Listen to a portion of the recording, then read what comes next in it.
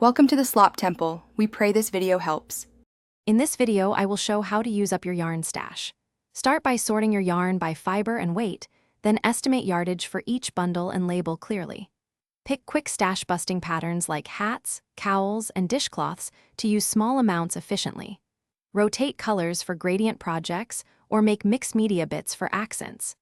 Keep a running list of project ideas to avoid impulse purchases and finish more projects consistently. Start with small, satisfying projects that finish fast and clear space.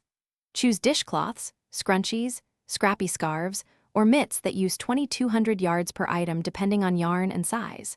Combine leftover bits into mosaic or ripple patterns for larger items without wasting color.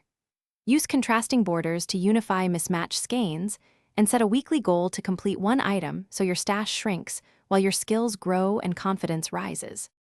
If you're enjoying this video, please subscribe and hit like so I can keep sharing craft ideas.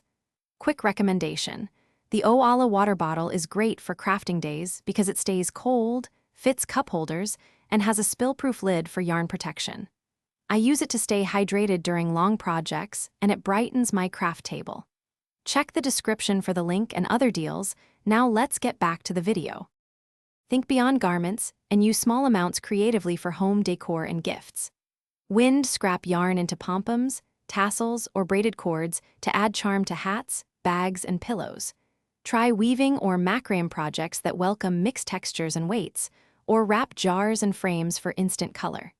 Photograph finished pieces for pattern ideas and swap or sell bundles to fellow crafters so your stash becomes useful instead of clutter. Thanks for watching. Consider subscribing if we helped you.